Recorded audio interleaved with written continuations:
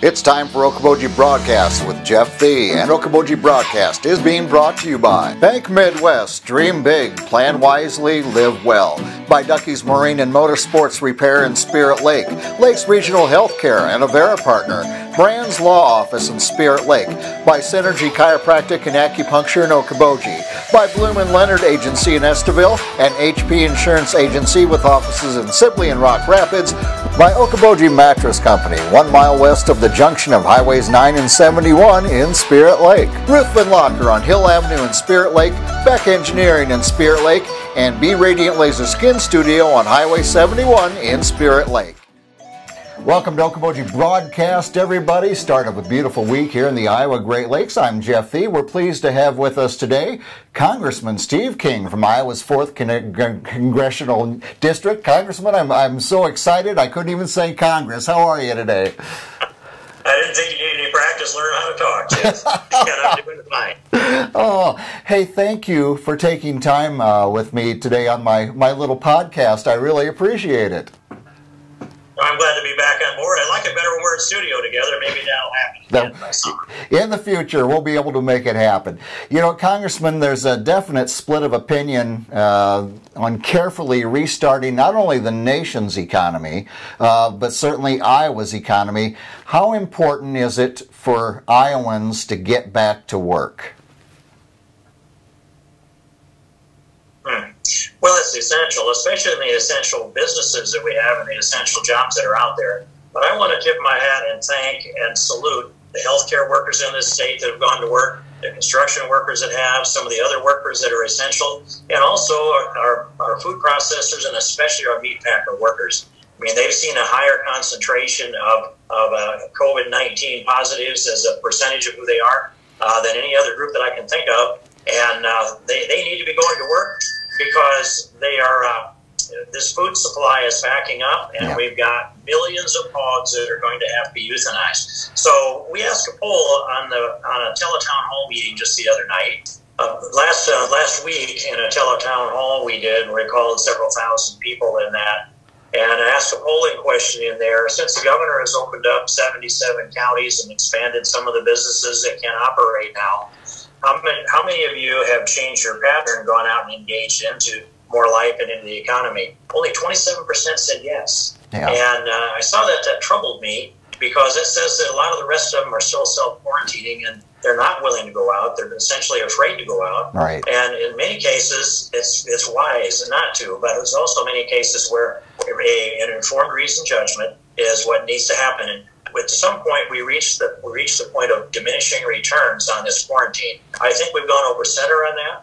I think it's essential that we get the information from the governor's office, which would come through our State Department of Public Health, that there would be the data on what your degree of risk is. Right. And I've got a form that I produced, and I've advocated this at the White House and also the governor's office, that they publish the data so that we can determine what our individual risk is.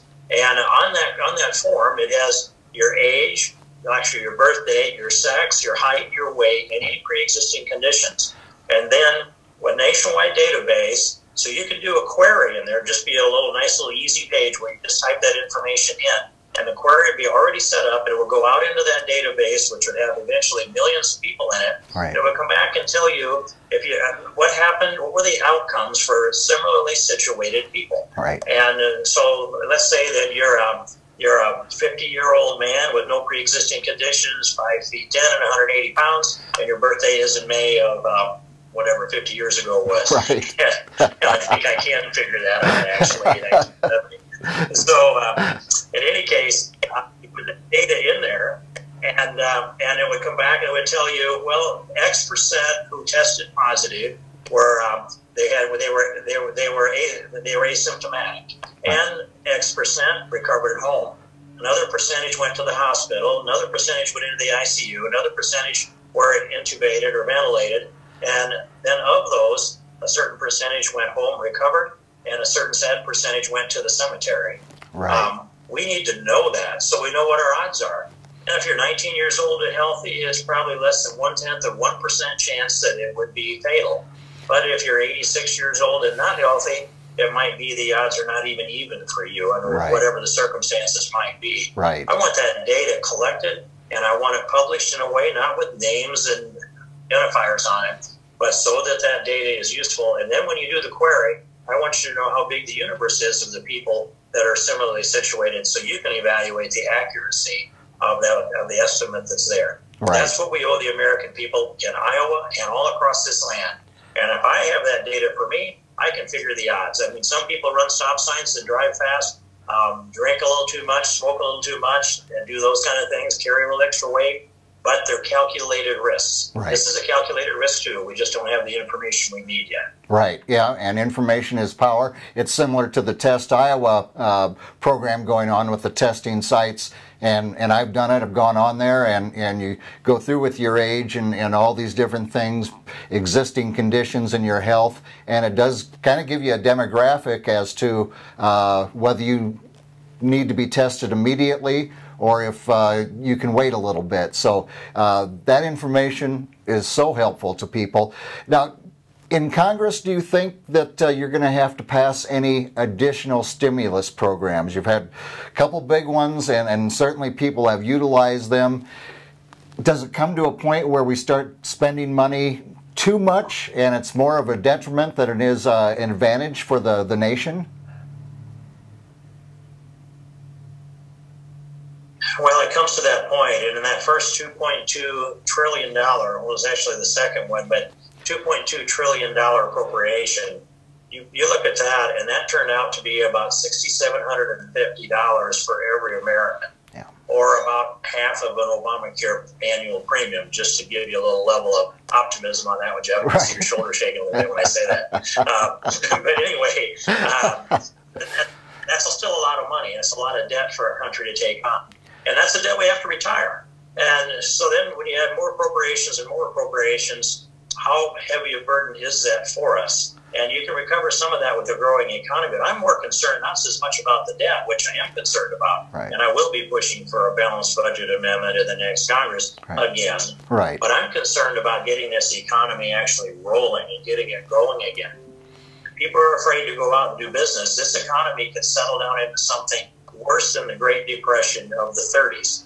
I surely don't want to see that. I want to see a quick bounce back, but I don't want to see people that are victims of this virus because they took chances they shouldn't have taken either. So I'm going to say to everybody, go out and do business, be prudent, wash your hands, do those things, wear a mask if you think you need to, right. Watch your health, and we're going to have more tests out here too. And I'm calling for the Abbott test, which give you a negative result in 5 minutes, or if it's a positive result, it might take 15. This is a test they're using in the White House for everybody that comes into the White House. And it's a test that needs to be at every one of our packing plants in enough numbers so that they can bring people in every day and you test positive or you don't come here and go to work. That's the case for the White House. We ought to have that for our packing plants too. And as the testing ramps up, and while we're doing the antibody testing, we're determining the level of herd immunity. And as that herd immunity goes up, we get closer to getting a vaccine too. And so that's 6 months down the road at a minimum. But when the vaccine rolls in and adds to the asymptomatics, that's when we end up with the herd immunity that lets us live with this. Right. And meanwhile, this economy's got to be ramped up and it's got to be moving. Just like tractors to the field, we planted corn and beans without a break. That was the first time in my lifetime I remember that. But you're not going to hold that back when it's time to plant corn. You can't be holding this economy back forever either, or it will collapse and our economy will essentially rot out there across the landscape of America. Yeah, good analogy. And also, you know, Iowa's Attorneys General Tom Miller has joined several different AGs in the Midwest calling for an investigation into supposed price fixing by meat packers. Number one, do you agree with this? And I know you recently made a trip up to Worthington packing plant up there. What a mess we've got with people with their hogs and having to euthanize them. It's a long way to come back from this.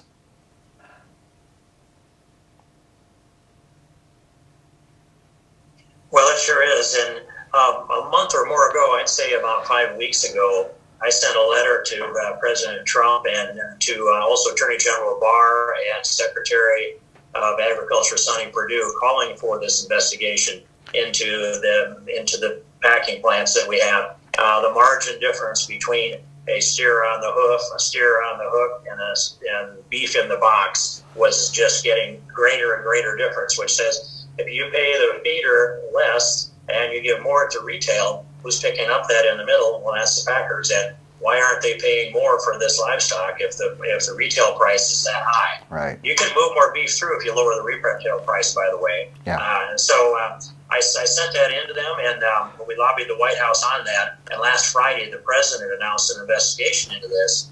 And I'm glad to see that our Attorney General, Tom Miller, has joined this effort, and with several of the Attorney Generals in the Midwest. That says it's a bipartisan effort. And that takes us to a place where we're going to need to seriously discuss how we diversify the packing and the distribution of meat in this country. It's concentrated to the point where we're seeing the vulnerabilities with hogs backing up the way they are, and cattle will be just some weeks down the road. Yeah. We are looking at, I said a month ago or more, a minimum of 1.25 million hogs that would have to be euthanized, and there was no way out of it because we cannot process them fast enough. Right. A little while later, I doubled that and took it up a little more to 3 million. And then some people said, why is Steve King such an optimist? This number is more. Some of the ag people have said 7 million, maybe as many as 10 million hogs will be euthanized. We'll render as many as we can. We'll probably end up burying most of them. Yeah. But to imagine that, 1.25 million hogs laid end to end runs all the way from Minneapolis to Dallas, Texas. Oh. And if it's 2.5 million hogs, you double that number. Of course, you go back to the northbound lane, it's back to Minneapolis. And it looks like, and the number of hogs that we have in this country, if you laid them end to end at the equator, the annual hog production in the United States, they would go around the earth 4 times. And so you could have an interstate at the equator, 2 lanes going around the earth clockwise, and the other 2 lanes going around the earth counterclockwise. That's how many hogs we raise in this country. But we are looking at losing, I'll say that number has got to be awfully close to 7 million and maybe more. Wow. And how we get these plants up to 100%, nobody really knows yet, Jeff. Yeah. We think 80% got to come first, of course. Right, exactly. Well, and my next question is kind of a two-parter, Congressman. You're in a primary race on June 2nd with 4 other Republicans. First of all, what sets you apart from the other 4 candidates? But and the second part is you currently have no committee assignments. Are you aware? And it's pointed out in a mailer that came out from State Senator Randy Feenstra over this past weekend of the no committee assignments. Are you aware of any changes coming for your congressional seatings in the committees?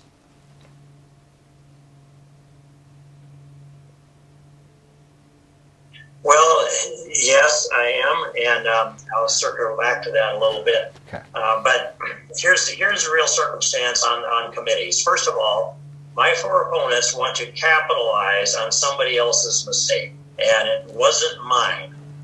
No one can point to any law that I violated, any rule that I violated, or even any rule that I thought about circumventing. What is the violation here? Being misquoted by the New York Times? This was, and by now everybody who's paying attention knows it, even my opponents know this, this was a setup. I got a heads up the day before Thanksgiving in that fall of 2018 that these folks were going to try again. And these are the establishment people, the globalists, the never-Trumpers, the elitists. These are the people that are supporting Randy Feenstra right now. Okay. They're the open borders people, the pro-amnesty people. And I knew that it was coming. I just didn't know how they were going to pull the trigger, so to speak. Right. And so as General Flynn was set up and framed, so was I set up and framed. And my exoneration is coming soon, as General Flynn's is coming now. Okay. But I will say this to you, that being out of Washington and being in our quarantine the way we are, semi-quarantine, it slowed some things down on committee assignments. But this is something that is already out in the news in places, and Randy Feenstra is not going to want you to know this, but Kevin McCarthy and I reached an agreement last April 20th that he would go to the Rules Committee and advocate for me to put me back on all of my committees and restore my seniority, because I put out a fact-check document March 6th of last year, and it's been out now about 14 months, Yeah. and it's 4.5 pages long. It's been posted on the internet. You can find it on my website. And I have sent it to every steering committee member, every member of the House of Representatives, every Republican member of the House of Representatives, and the press. No one in 14 months has found a hole in the rationale. In other words, when they say you can't disprove a negative, I have disproven a negative, and it's irrefutable. And my committee assignments will be back unless the steering committee, which has to be formed in a formal fashion, should decide that they don't want to honor the truth. Or, by the way, Kevin McCarthy's advocacy. Okay. So that's where we are now. I've been fairly quiet on it because I wanted to give Kevin an opportunity to more or less talk with the steering committee and see if he would come with a consensus or do a kind of a Zoom meeting like we're doing here. Right. He's been awfully busy, as you might know. Yeah. So I've been giving him time to get this done, but the time is for me now to tell you straight up, this is what's going on. And so it might be kind of embarrassing for those people that thought that that's the only argument they have, by the way. If that's the only, and that's just about the only argument they have. So, what are they going to do next when this is all put back together? Right, right.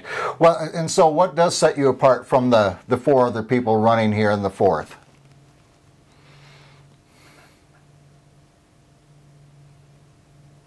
Well, first of all, it's experience and performance. People can look back through my time, 6 years in the Iowa Senate and the time that I spent in the United States Congress. What I said I would do when I first ran for the state Senate, I did. As a matter of fact, I had 13 items on my promise. It's way too many promises to make, but I was really green then. We actually followed through on 12 of the 13. And the other one was just a bad idea, and I decided to abandon it. I'm not telling anybody what that is. But anyway, that followed through on the things I said I would do in the state Senate. English is the official language because I went to the state Senate. My workplace drug testing is another one that would not have happened if I hadn't been there. When I went to Washington, I said, I will hang all of these conservative principle ideas on the framework of my convictions, and we'll go to work for you. And I said, I'll burn the candle at both ends, and when I run out of wax, I'll come home. Mm-hmm. Nobody thinks I'm out of wax. We have an agenda, and it's aggressive. And I said also that this is a precious seat in the House of Representatives. It's a seat that will support a conservative. And we've had people represent Northwest Iowa before that didn't use it the way it should have been used, and that is to pull the political center to the right. That's what I have done every year in Congress, and everybody knows it. That's why the elitists, the never-Trumpers, the squishers, the open borders, pro-amnesty people in the Republican Party, and the globalists, that's why they are opposing me. It's only the upper crust of hierarchy.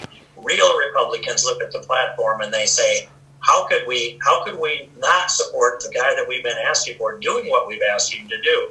And the issues that I own, that I have earned this ownership of, and that means I'm either the sole lead of it in Congress or one of a handful when these issues start to move. Renewable fuels is one. Second Amendment is the other. Repeal of Obamacare, the immigration issue and border security and rule of law, and the life issue. And I happen to be the author of the heartbeat bill, not only just for Washington, where some of those elitists killed it out there, and by the way, they're supporting Randy Feenstra, the ones who killed the heartbeat bill, but also the heartbeat bill here in Iowa. I wrote that bill. I worked with the state Senate, and I worked even harder with the Iowa House of Representatives to set that bill on Governor Reynolds' desk. And I called her 20 minutes before she signed the bill to give her a little extra encouragement. I said, own it. It's an important day in your life. Yeah. And it was an important day for Iowa because for a while, Iowa became the #1 most pro-life state in the union. Any final words for voters here in the 4th Congressional District, Congressman, that you want to pass along? Well, Jeff, I'd say this, that, if you pick up your ballot and you look at that, and you look at the names on the ballot, just weigh this. You've always gotten misinformation in political campaigns. You're some of the most sophisticated voters that there are in the country. You know how to discern truth from fiction. But when you're looking at that and you're leaning, thinking, well, couldn't this be true about Steve King? Because after all, he's received a pummeling from the left and from the media and from some of these elitists that I've talked about. Ask yourself this, though. Do you know him? Do you know me? Haven't I stood here and swam in the fishbowl in Northwest Iowa for over half a century? Is there any secret that they could figure out in the New York Times that you wouldn't have already known, living here, being neighbors and friends, constituents, people working together? And furthermore, of these kind of allegations, these specious allegations that are coming out of some of my political opponents, ask yourself, most of those people at the national level that have been targeted and been framed, like General Flynn, at least they had accusers. Think this, there's not a single accuser that stood up and said that Steve King has ever treated them in any disrespectful or disparaging way. There's not one. I don't have an accuser. I just have a very activist media and some people that wanted to buy me and wanted to own me, and they're sore losers in that regard, so they wanted to go out and find a candidate that they could tell what to do and what to think. People do tell me that, and I react to it in this way. I owe you my best effort and my best judgment, and I have delivered on that day after day, and I'll continue to do that in the next Congress. Thank you all very much. Congressman, thank you for taking time with me once again. I certainly appreciate it in your busy schedule, and continued good health to you, and thank you again for joining me.